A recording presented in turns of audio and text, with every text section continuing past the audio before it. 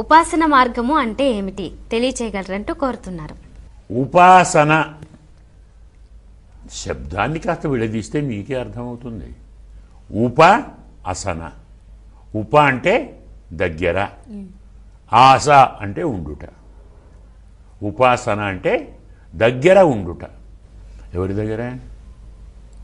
భార్య దగ్గర, పిల్లల దగ్గర, భగవంతుడి దగ్గర.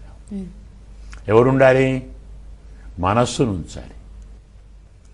మన మనస్సును పరమాత్మ దగ్గర ఉంచటాన్ని ఉపాసన అంటే. సులభంగా మనకు విషయం అర్థం కావాలంటే ఇలా చెప్పాలి. మన మనస్సును పరమాత్మ దగ్గర ఉంచటం ఉపాసన. అది ఉండాలంటే ఏం చేయాలి?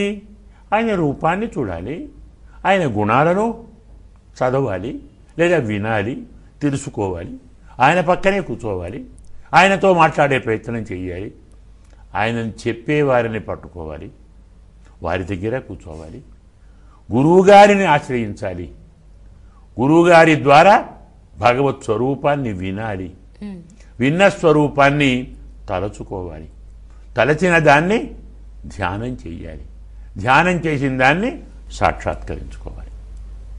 దీన్ని ఉపాసన అంటారు. ఏదో జపమనో తపమనో అనుకుంటాం, తప్పు కాదు. దానిలోని భావం కూడా ఆయన దగ్గర ఉండటమే. మన మనస్సు ఎక్కడుంటుంది? బాగా తిందాం, బాగా నిద్రపోదాం, బాగా సంపాదిద్దాం, 10 మంది దగ్గర నుంచి మోసం చేసి డబ్బులు గుంజుకుందాం, ఇలా ఆలోచిస్తాం.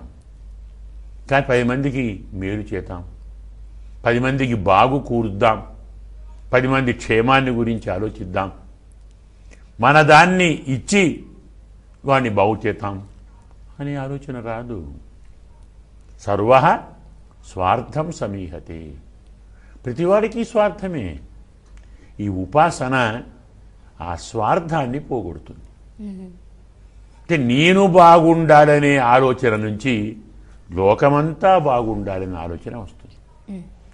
ఎలాగైతే నాయందు పరమాత్మ ఉన్నాడో ప్రతి ప్రాణిలో పరమాత్మ ఉన్నాడు. నీలో ఉన్నవాడు నాలో లేడా?